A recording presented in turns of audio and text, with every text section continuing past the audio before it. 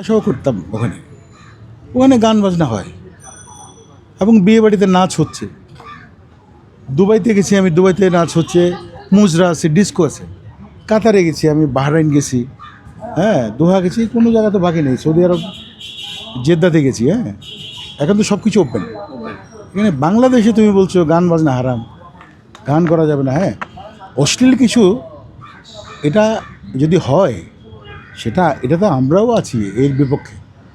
শুধু ওনারা ইসলাম, জামাত ইসলাম যে এটার বিরুদ্ধে সেটা না, আমরাও তার বিরুদ্ধে। যদি অশ্লীল কিছু হয় তার বিরুদ্ধে তো আমরাও, কারণ আমরা তো সমাজে বাস করি এই দেশে। এই দেশটাকে সুন্দর রাখার দায়িত্ব আমাদের সবার। এই দেশকে সুন্দর রাখার দায়িত্ব আমাদের সবার। ভাই, আমরা তো জানি যে ৭১-এ তাদের ভূমিকা ছিল আল বদল, আল শামস, এই ধরনের। কিন্তু আমরা দেখি যে এই গতকালকে লক্ষ্মীপুর ৪ আসনের একজন জামাতের এমপি পদপ্রার্থী, তিনিও বলছেন যে ৭১-এর সঠিক ইতিহাস একমাত্র জামাতের। আমি বলি জামাতের জন্য, জামাতকে, হ্যাঁ, না, জামাত ব্যাপারে আমি এত কিছু বলতে ইন্টারেস্টেড না, কারণ আমি নিজে মুসলিম, হজ করা লোক, হ্যাঁ। আমি নিজেই গান গেয়েছি। এটা গান বলা যাবে না, নাচ বলা যাবে। কেন আজান দিলে যায় না মানুষ মসজিদে, এটা আমি মানুষকে উদ্বুদ্ধ করেছি যে না, তোমরা নামাজ পড়ো।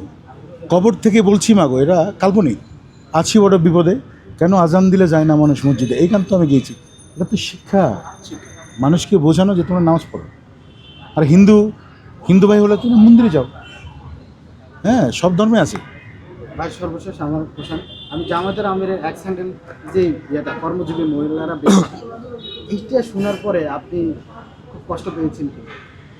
একজন দলের প্রধান যে ধরনের। আমার মাকে যদি কেউ বেশ্যা বলে, আমার বোনকে যদি কেউ বেশ্যা বলে, তো আমি তাকে বলবো পুরুষ বেশ্যা, এটুকুই বলতে পারি। ঠিক আছে, ধন্যবাদ। Thank you.